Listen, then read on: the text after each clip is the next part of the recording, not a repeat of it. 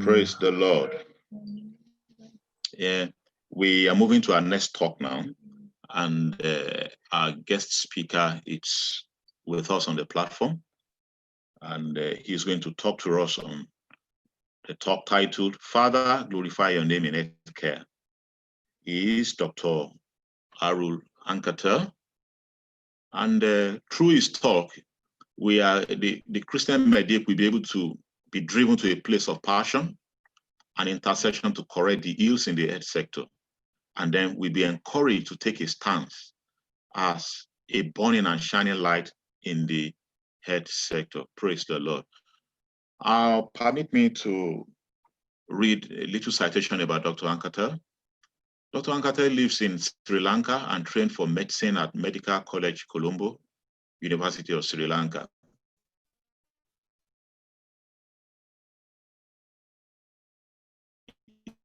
His qualifications are MBBS and DCH. Last of University of Peradeniya, Kandy, Sri Lanka. He worked 3.5 years in this position, and just as he was about to go to the UK to finish the part 2 of the MRCP, God called him to work full-time with the Healthcare Christian Fellowship of Sri Lanka. This happened in May 1978. He is currently the regional promoter of Healthcare Christian Fellowship International, South Asia region, a member of the Healthcare Fellowship International Board. He is grateful to God for his amazing grace upon his life. The Lord also spoke to him through the book of Ruth to make a lifelong commitment to serve God in healthcare. To all health workers, he is saying, your God is my God. Your people are my people. Thank you very much, sir. He has partnered with others and with many healthcare fellowships to bring the ark of God into healthcare. To this end, he has hosted 4 special conferences in CMC, Vellore. The last one was in 2015, and it was focused on bringing the personal presence, purity, passion, power, precept, and principles of Jesus back into healthcare. Brethren, that is what we need at this time. He has written a book on the life of Ruth titled The God of Happy Endings. Dr. Arul Ankatel is married to Ranji, and they have 3 children, 2 of whom are doctors too. Please join me as I welcome Dr. Arul Ankatel to the platform to speak to us on the topic, Father, glorify your name in healthcare. Dr. Arul Ankatel, you are welcome. Thank you. Thank you, brother. Thank you very much. Can you hear me? Are you able to hear me? Yes, sir. Loud and clear. Okay.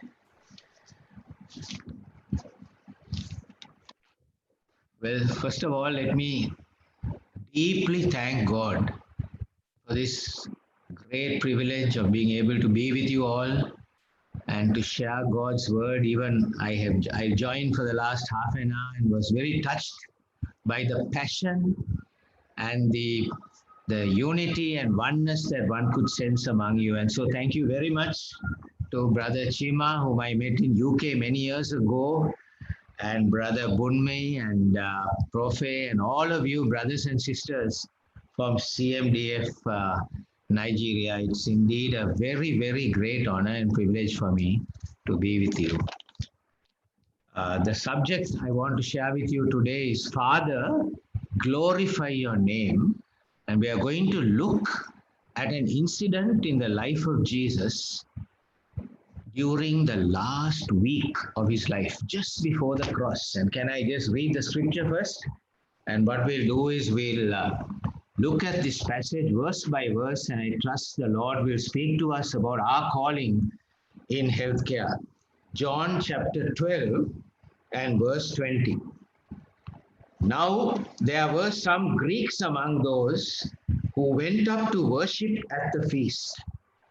They came to Philip, who was from Bethsaida in Galilee, with a request. Sir, they said, we would like to see Jesus. Philip went to tell Andrew, and Andrew and Philip in turn told Jesus. Jesus replied, "The hour has come for the Son of Man to be glorified. Very truly I tell you, or verily, verily I say to you, unless a corn of wheat falls to the ground and dies, it remains only a single seed. But if it dies, it produces many seeds. Anyone who loves their life will lose it, while anyone who hates their life in this world will keep it for eternal life. Whoever serves me must follow me, and where I am, my servant also will be. My Father will honor the one who serves me." Now, verse 27, my soul is troubled or agitated. And what shall I say? Father, save me from this hour? No. That word no is not in the original text, but it's implied. The NIV puts it, no. It was for this very reason I came to this hour. Father, glorify your name. Then a voice came from heaven.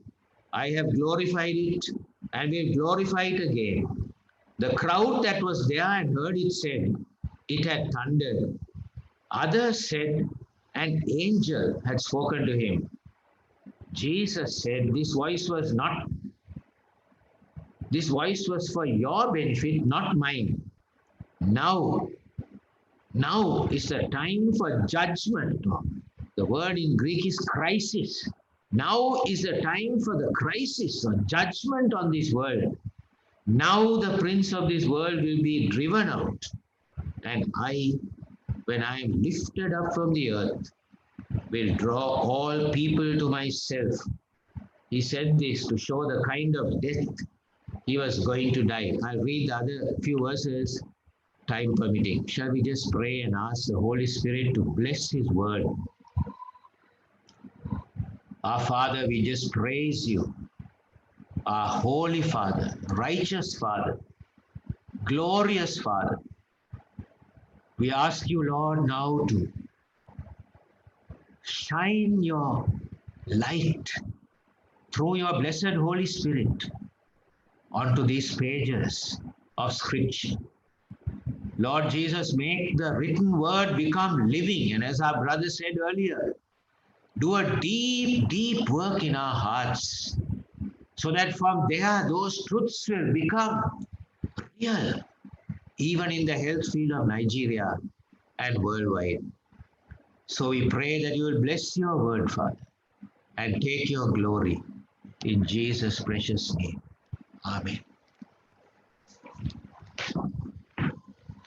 Dear friends, this passage is in the context of a time of excitement. In the previous chapter, we find how Jesus has come on the triumphal entry as a king, but a king with a difference. But this particular incident begins in a very ordinary way. It doesn't seem to be such an important event. Some Greeks came and they wanted to see Jesus. But I want to suggest to us here that this passage is packed with meaning, and I want to give you some reasons why I say so. Though it has an ordinary beginning, Jesus came out with 7 profound statements. 7, one after another, profound statements of truth. Not only that, Jesus became agitated. There are very few times in the scripture that Jesus was agitated, but this was one of those events. Not only that, in the life of Jesus in the Gospels, as we read, only 3 times the Father spoke from heaven. And this is one of those 3 times. At his baptism, at the transfiguration, and then finally in this incident. And so we see, in a sense, though it seems to be a very ordinary beginning, there is something profound in this passage for us. Two plans were converging as one. The evil, diabolic plan of Satan to prevent the redemption of mankind, but the glorious love plan of Father, Son, and Holy Spirit. That plan was also coming, and these two plans, as it were converging. They were coming to one place. They would meet finally at Golgotha. And we see this happening in this passage. So let's go quickly through the scriptures, through these verses. Number 1, verse 20. Some Greeks came. You see, in the earlier chapter, it says, the Pharisees said to one another, the whole world has gone after him. And now suddenly we find these Greeks coming.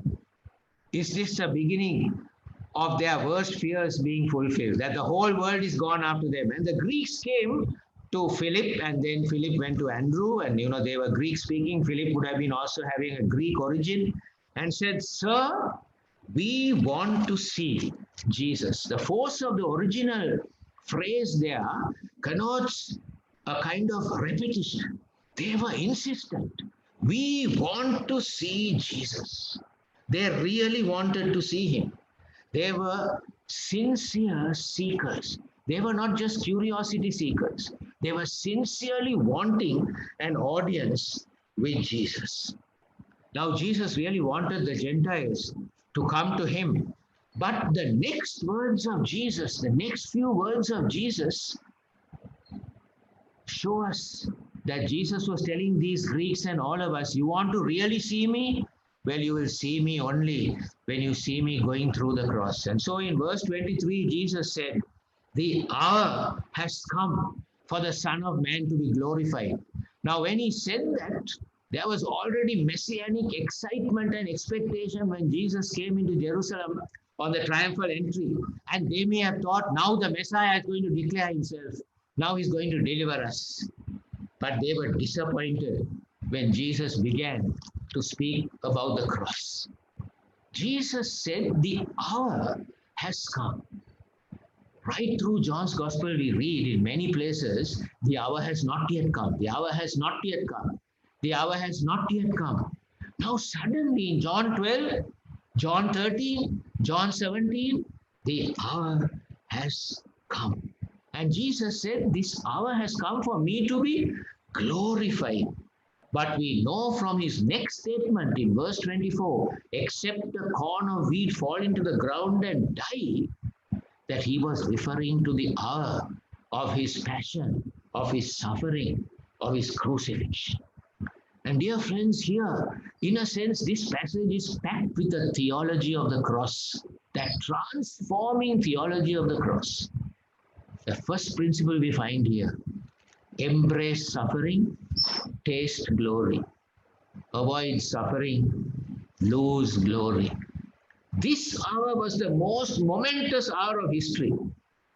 The glory hour, the effect of this hour was going to last for all eternity.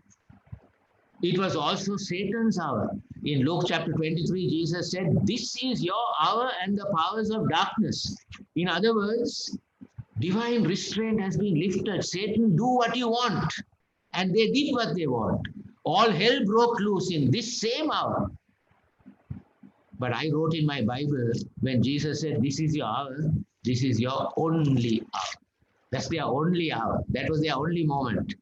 But this was the Father's finest hour. And this was the hour of Jesus glorifying the Father. Beloved friends, as we heard the previous message, I heard the latter part of that message. We truly are in such an hour again. Not as significant as the cross, but certainly this is another crucial hour. The hour has come for the Son of Man to be glorified in healthcare. And then we come to verse 24. And Jesus said, unless a corn of wheat falls into the ground and dies, it will abide alone. But if it dies, it will bear much fruit. See, Jesus was talking about himself here. He is the dying seed. His death is likened to a seed falling into the ground, germinating, and then bearing much fruit. What he was telling these Greeks and his disciples and the others was, look, unless I die, no one is going to come to me. Not Greeks, nor Jews, nor Nigerians, nor Sri Lankans, nor anyone. It was not through his miracles, but through his death that Jesus made such an imprint on the world. The hour of glory has come. It is an hour of germination, of death, of becoming a source of life to others. And that is true for the master. It is true for us. You see, the seed had two options. One was to fall into the ground and die. That would result in fruitfulness and fruit and fellowship and fullness and fulfillment and frolicking and everything you can think of. Words with F. But if we chose the other option, not to die, it would result in frustration, failure, etc., etc. Fruitlessness. You know, there was a great mission called the CMS mission in Tinnavelli in the 19th century from England to a part of South India, which is considered one of the greatest missions ever in the whole history of missions. There were two missionaries. One was called Ragland and the other was called Walker. And they made two remarkable statements relating to this verse. Ragland said, of all plans ensuring success in missions, and that includes the mission of CMDF Nigeria, of all plans include bringing success in missions, none is more certain than this, more certain than what Jesus enunciated, except a corn of wheat fall into the ground and die, it will abide alone. But if it dies, it will bear much fruit. And Walker, who came later, added to this statement and said, what the ground offers to the seed is not the rapture of welcome, but a quiet place to fall and die. Dear friends, we cannot bypass this. Jesus was enunciating a principle, but he was embodying it in his own life. And here we see in this passage is full of paradox, the paradoxes, the seeming contradictions of the theology of the cross. The way up is down. To be first, you have to be last. To be rich, you have to become poor. To live, you have to die. Jesus is a germinator and not a terminator. And his death would glorify God, would bring billions to life, as we heard about the dry bones, but also provide a pattern. The cross is not only for redemption, the cross is also a pattern for you and me to follow. And then we come to verse 25. Another stunning statement of truth. One after another, Jesus is bringing that. He who loves his life will lose it. He that hates his life in this world will keep it for unto life eternal. No ambiguity there, no exceptions. If we love our life, we will lose it, as sure as the law of gravity. I used to think if I ran on the top of my roof and said, I don't believe in gravity, and just jumped over the roof, I would not be breaking the law of gravity. I would only be demonstrating the law of gravity by ending up in the orthopedics unit in a national hospital. But Jesus is applying now in verse 25 and 26 this principle in verse 24 that he spoke about himself. He's now saying, look, that same principle applies to you. Here, beloved friends, is the authentic mark of the authentic gospel. It begins with a cross. You remember what they said on the cross? He saved others, he cannot save himself. And as in many places, these enemies of Christ spoke truth without realizing it. Yes, he cannot save himself. He cannot save himself because the only way he can save us is by not saving himself. And what Jesus is saying to us is that if we live only to please ourselves, we will lose everything, including the very self we were trying to please. And then he said, if you hate your life in this life, you will save it. This is scandalous to the Jewish messianic hopes. This is absurd to the Greek philosophers. But this is the magnificent recklessness of love to which God is calling you and me. Epaphroditus in Philippians 2 is a glorious example of that. The Bible says he risked his life, Paul said. The Greek word there is one of the long words in Greek with 14 letters. It means he gambled his life. He threw his life away. He risked his life for me. Honor such men, Paul said about Epaphroditus. May the order of Epaphroditus grow in CMDF, Nigeria, and in Sri Lanka in all our lives. As Dietrich Bonhoeffer said, the cross is not the terrible end of an otherwise God-fearing and happy life. It meets us at the beginning of our communion with God. When God calls a man or woman, he bids him come and die. But Jesus doesn't stop there. 24, 25, 26, another stunning statement. If anyone serves me, he must follow me. And where I am, there my servant will be. If anyone serves me, him my Father will honor. Here God, he's talking about a call to servanthood. And dear friends, what we realize, we are all called to be servants. But the ultimate expression of servanthood is the cross. And so Jesus is saying, you follow me. Follow me where? In the highways and byways of life, looking for lost sheep. In the healthcare fields, by the bedsides, in the community, wherever God is calling us, to the rural parts of Nigeria, to the difficult places, the dark places. Follow me there. I am there. But also follow me to Gethsemane, to Gabbatha, and then to the cross, to burial, to resurrection, to ascension, and to glory. That's the journey. It ends in glory, but it must go through the cross. Untold honor awaits those who go this way. Therefore, Jesus said, not Jesus, Paul said, eye has not seen, nor ear heard, nor entered into the heart of man what God has prepared for those who love him. This is the royal life of sacrifice and servanthood that he is prescribing for us. He enunciated it, he embodied it, and now he says, this is the way you also need to come. But remember, dear friends, this is nothing melancholic.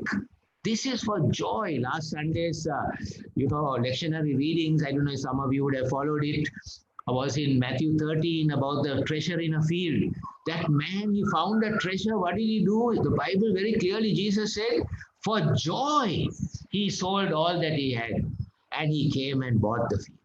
He was joyful because he had found a treasure. And when Jesus is our treasure, then this pathway is the only pathway that we can go.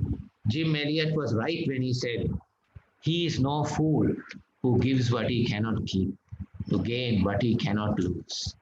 I have a dear friend in India, a physician. We have once asked him to speak on servanthood, and he came and said to us, servanthood means going to the back of the queue. And I just couldn't understand what he was saying. What do you mean going to the back of the queue? And with a twinkle in his eye, he said, when you go to the front of the queue, there's always a rush, even for the plum jobs. And this doesn't mean that we shouldn't go and work in university hospitals. We should. We need Christians everywhere. But what he said is, the back of the queue, the place where nobody was, you might meet Jesus there, he said. Servanthood means fighting for the towel, not fighting for the throne. Stooping low, downgrading not for mediocrity. We need excellence in healthcare, but downgrading not because we want a quiet life. Downgrading not because we want to avoid conflict. No. Downgrading in order to lift others up, in order to glorify God. So here it is then Jesus, verse 23, 24, 25, 26. 4 powerful statements of truth in answer to a casual question from the Greeks. We want to see Jesus. Now we come to the next surprise in this passage. There are many surprises here. Verse 27. Another great surprise. Jesus said, "Now my soul is troubled, agitated. What shall I say? Save me from this hour? No, for to this cause I came unto this hour. Father, glorify your name." The Greek word used there is a word called tarasso, agitated. This same word is used in John 11. Before Lazarus' tomb, Jesus was agitated. Now here in John 12. In John 13, when with Judas's betrayal, Jesus was agitated. Same thing. And again in John 14, he uses it to the disciples. He said, "Let not your heart be troubled. You believe in God, believe also in me." Same word. The one who was troubled is now calming the troubled hearts of his disciples. The meaning of this word is to shake, to stir up, like a turbulent sea.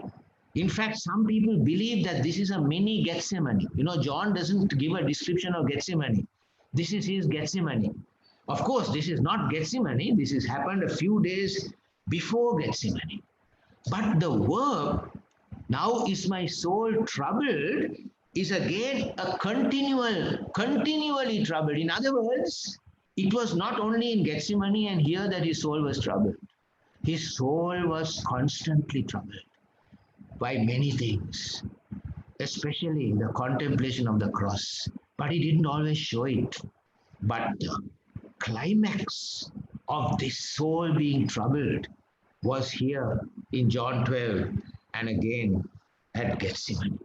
Jesus was a man of sorrows, yet he was full of joy. And again, another paradox that sorrow and joy can dwell at the same time in a human heart.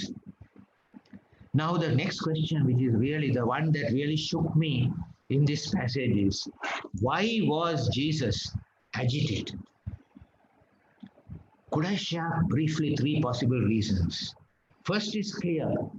Jesus was agitated not only because of the physical sufferings that he had to go through on the cross. Of course, that was there.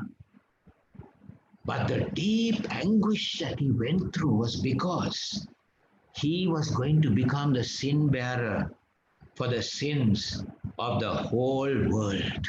That massive weight, in fact, that's the Greek word used in the Gethsemane, one of the Greek words used. It was like a big weight was upon him. The massive weight of the sins of the whole world of the cross was beginning to press upon him. He had to face the wrath of God, be separated from the Father, endure hell. As in Gethsemane, it is as if the Father opened the cup and showed him what was there, the horrendous things that were there. It was as if hell was yawning, his mouth open, and he saw what he had to go through. And so he was deeply distressed. That was one reason. He was a man. He got through not as God, but as man. Secondly, he was troubled when he thought of the separation that he had to experience from his Father God. That really would have troubled him. But there is a third possibility, and this one really shakes me. It's not in the text, but I read this from Reverend E. Stanley Jones, who was a missionary in India for 50 years in one of his devotions. And let me say it's surmise. We are not 100% sure if what I'm saying is true or what Reverend Stanley Jones, I respect him highly, but it is quite likely that this may be the reason. What he said is this: these Greeks had come to worship Yahweh at the Passover. Then they heard this great rabbi, young rabbi speaking. They loved him. They were amazed by his teaching, his miracles, his compassion. And then they also heard the whispers that these Jews, out of jealousy, were planning to crucify him and to kill him. And perhaps in their minds they thought, what a waste. Why should this young rabbi die in Jerusalem? Let's offer him an alternative. Let's go and tell him, Jesus, look here. Greek is the international language. Greece is the seat of philosophy. We will offer you a chair of philosophy in Athens. From there, your teachings can go to the entire world. Jesus, you come to Greece. These Jews, they are trying to kill you. But Jesus saw this, dear friends. He saw this. Not only he, the agony, if this is so, he saw this. They were sincere, but it was a subtle, seductive, satanic offer hatched in hell. There were many such offers to Jesus all the way from the temptation to avoid the cross. Jesus saw this as an escape route. And so he came out with that thunderbolt. Whether it's true or not, he saw the sufferings ahead and he came out with that thunderbolt. What shall I say? Father, save me from this hour? No. For this very reason, I came to this hour. He referred the battle to headquarters, to his beloved Father. And friends, let me assure you and myself, we will face the Greeks. We will face these agonizing moments. If we don't face these conflicts, it's likely that we haven't followed far with God. For when we follow far with God, we will certainly have some scars. But these tests will come to us from friends, sometimes from family, sometimes from well-meaning people, from our bosses, and sometimes even from Christian leaders and pastors who, out of their love for us and feelings for us, will say, look, don't go down this Calvary pathway. But Jesus said, what shall I say? Save me from this hour? No. It was a clear-cut, resounding no, and a clear-cut refusal of faith. And what Jesus was saying was, I planned this from eternity. I have come to the crowning moment of my life. Now am I going to turn back? Never. He had said no at the temptation. No when they wanted to make him king. No when Peter tried to rebuke him. No later on in the cross when they said, come down. But yes, yes, yes, from eternity, baptism, transfiguration, Gethsemane, yes to the Father. Thank you, Lord Jesus, for what you have done for us. Dear friends, I trust that thousands of us Christian healthcare workers will say the same. And so we see another two principles here. One, Jesus refused by faith. We live in a time when in the church we only hear about receiving by faith, which is right, but we don't hear enough about refusing by faith. Jesus refused by faith, like Moses. By faith, Moses refused to be called the son of Pharaoh. May God give us grace to say no by faith. Secondly, Jesus was enunciating another principle and embodying it. I have been saved not from this hour, but for this hour. Today, even in the church, there is an escapist philosophy. We want to escape the tribulation. We want to escape engagement. We must go to heaven. Let the world go to hell. But no, dear friends, we are called to engage. We are in the world. Yes, we are not of the world. The world hates us, but we are in the world for the world. And we are sent into the world. And sometimes that will lead to martyrdom. And if you read the book of Revelation, one truth about martyrdom is spoken there. That is this: even through the judgments, men did not repent, but through the martyrs, people repented, and God's purposes were fulfilled. There was a final defeat of Satan through the martyrdom of his people and through the repentance of his people. So Jesus said, Father, glorify your name. Dear friends, that was his whole life purpose. From birth to his life, his miracles, his one purpose was glorify God. But now when he said glorify your name in this particular context, he was saying, Father, give me the cross. Because it is at the cross that we see the apex of God's glory. Because just think about it. This only in the cross does God put on display all his glorious qualities. His love, His grace, His justice, His wrath, His mercy, His righteousness, His power, His kindness all come together nowhere else than in the cross. As John Calvin said, in the cross of Christ is a splendid theater where the incomparable goodness of God is set before us.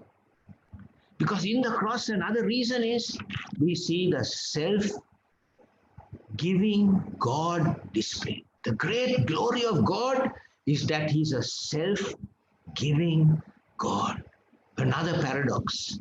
God wins in the cross through losing, triumphs through defeat. He achieves power through weakness.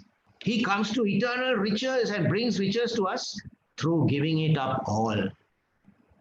As the phrase says, the hypostasis of God is ecstasis. Hypostasis means the foundational character of God is ecstasia, giving Himself to others, self-giving. And then comes the Father's affirmation. Father, glorify your name. And the Father said, I have glorified it and will glorify it again. Beloved friends, only 3 times, as I mentioned, at the baptism, the Father validated His ministry by speaking up. This is my beloved Son. At the transfiguration, the Father validated His divinity. This is my beloved Son, listen to Him. And now the Father validates the cross. Dear friends, this word that the Father spoke in this story is the most important affirmation of the cross. Jesus was affirming the cross and saying, my Son, through the cross, will glorify God. The disciples didn't understand it. Some said that an angel spoke. Other more secular people said it thundered. But Jesus said, this was not for my sake. Though it was an encouragement to Him, this was for your sake. At that time, the disciples didn't understand. But later, they did understand. They did understand this truth. And we learn here that every renunciation that we make, like Jesus, God will give an annunciation. If not a public display like this, at least in our own hearts, a sense we are on the right track. Brothers and sisters, I trust that we will pray this prayer over and over. It will be this is the one global overarching prayer that God Jesus taught us to pray. Our Father, hallowed be your name.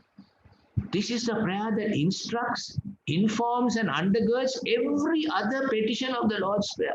You can add hallowed be thy name to every other. In fact, I think Cliff Richard sings a song like, Our Father who art in heaven, hallowed be thy name. Thy kingdom come, thy will be done, hallowed be thy name. That is what he was praying here. Hallowed be thy name. Father, glorify your name. Now, I just have only about 7 minutes more, so I'll have to be quick, but I'd like to just mention finally. So, and also we can see that behind all this is the love. The underlying motive in this whole passage is God's love. O love of God, O sin of man. In this dread act your strength is tried, but victory remains with love. Jesus our Lord is crucified. And friends, as we see Jesus, we know that He's wanting us to follow in this pathway.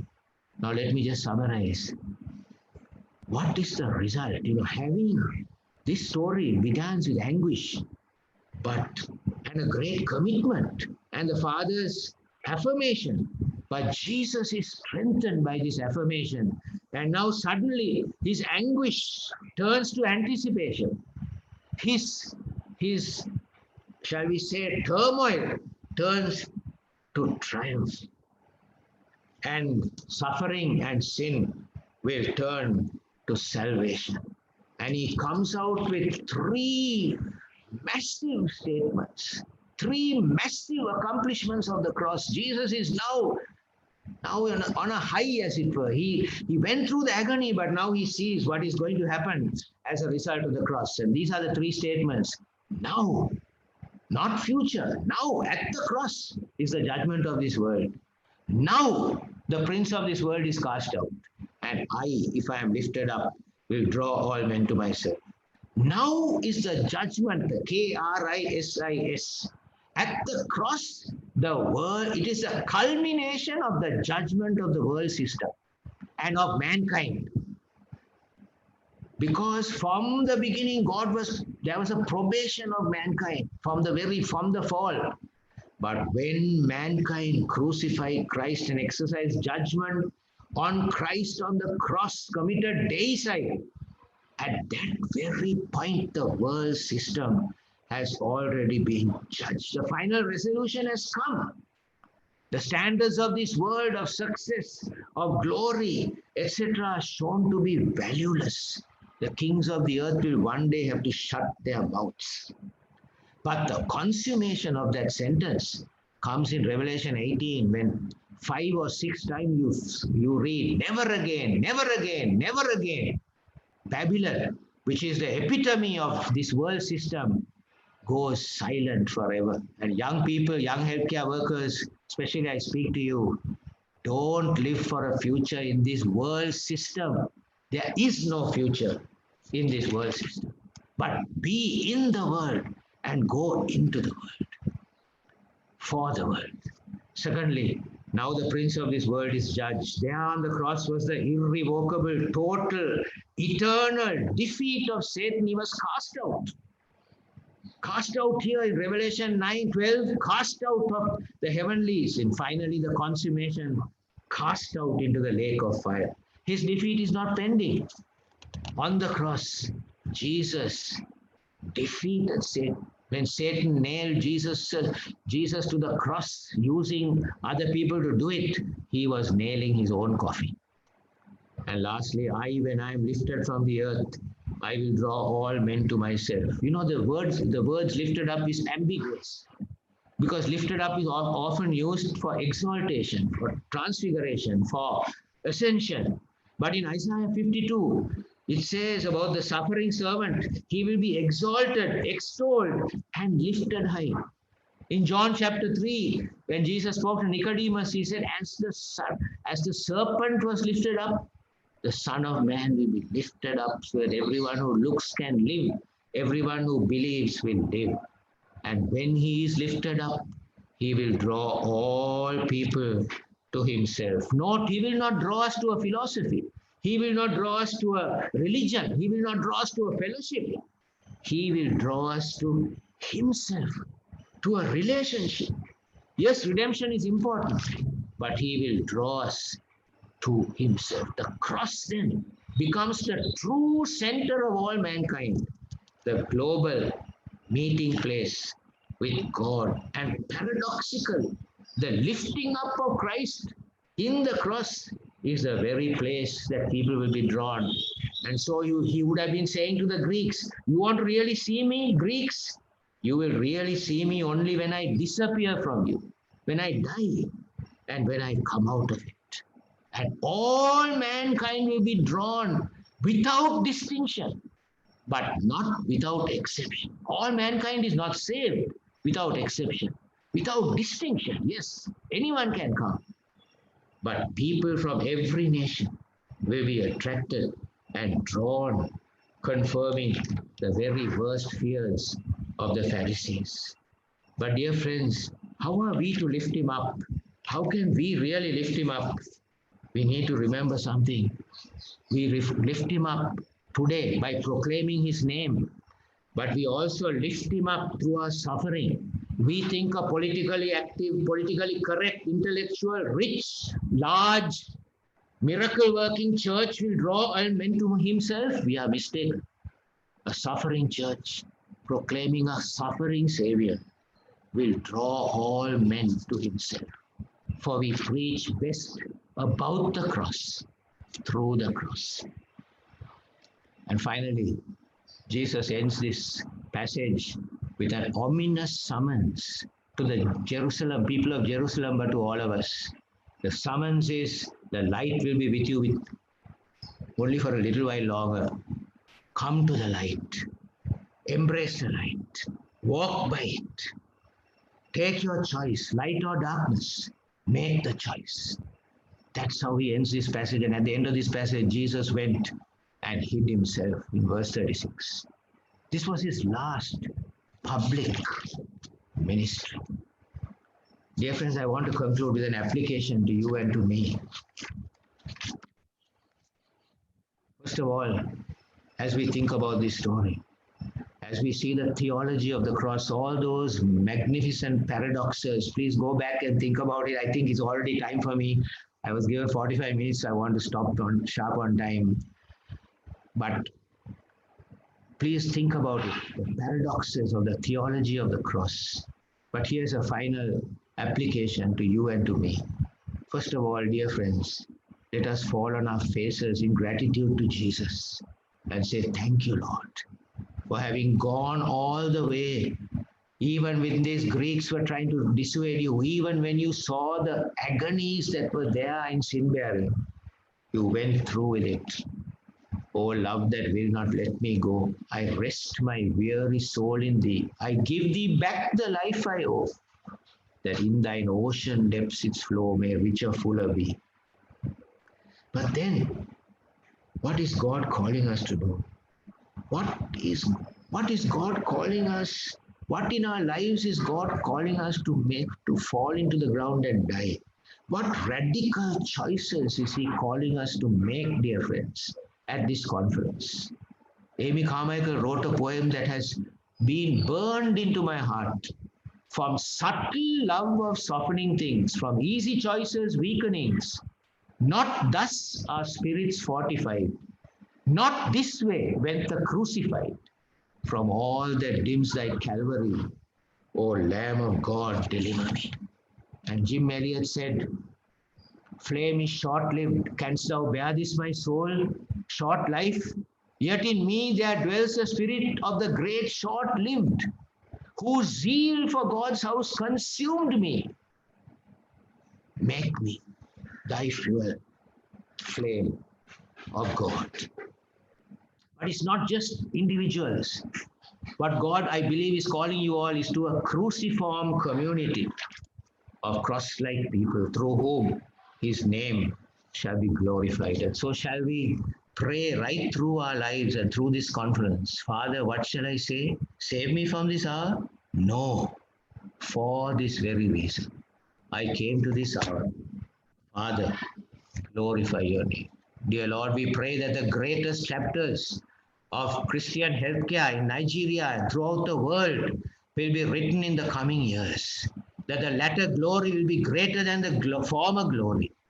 And to that end, we pray that you will take each one of us, that we might also pray, hallowed be thy name in the health fields of Nigeria. In Jesus' name, amen.